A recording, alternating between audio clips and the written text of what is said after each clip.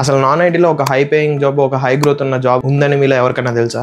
Yes, ఒకటి ఉంది. అదేంటంటే ప్రాజెక్ట్ మేనేజర్. చాలామంది ప్రాజెక్ట్ మేనేజర్ అంటే సాఫ్ట్వేర్ డెవలపర్ అనుకుంటారు. బట్ యాక్చువల్ ట్రూత్ ఏంటంటే project manager is a leader, not a కోడర్ అనమాట.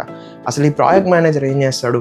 స్టేక్ హోల్డర్స్తో కమ్యూనికేట్ చేయటం, టీమ్స్ని కోఆర్డినేట్ చేయటం, బడ్జెట్స్ని ప్లాన్ చేయడం. అసలు సింపుల్గా చెప్పాలంటే ఒక ప్రాజెక్ట్ని ఎండ్ టు ఎండ్ మొత్తాన్ని మేనేజ్ చేయడం చేసేది ప్రాజెక్ట్ మేనేజర్ అనమాట. అసలు ఈ ప్రాజెక్ట్ మేనేజర్ యూజ్ చేసే టూల్స్ ఏంటంటే జీరా, ట్రెల్లో, క్లిక్అప్, ఆసనా, ఎంఎస్ ప్రాజెక్ట్, ఈ టూల్స్ అయితే యూజ్ చేస్తారు. అసలు మెయిన్గా కావాల్సిన స్కిల్స్ ఏంటంటే time management, risk management, communication and leadership. ఈ క్వాలిటీస్ అనేవి అసలు ఒక ప్రాజెక్ట్ మేనేజర్కి కంపల్సరీ ఉండాలన్నమాట. సో ప్రాజెక్ట్ మేనేజర్ గ్రోత్ చూసుకుంటే project coordinator, associate project manager, ఆ తర్వాత డెలివరీ హెడ్.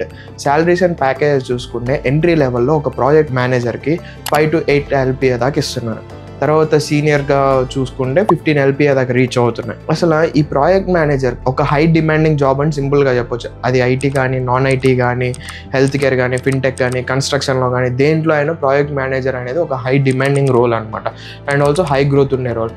ఈ ప్రాజెక్ట్ మేనేజర్ అంటే planning plus execution plus leadership, ఈ క్వాలిటీస్ ఉంటేనే ప్రాజెక్ట్ మేనేజర్ అవుతారు.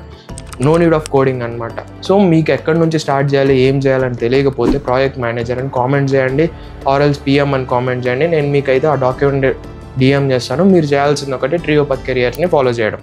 Thank you.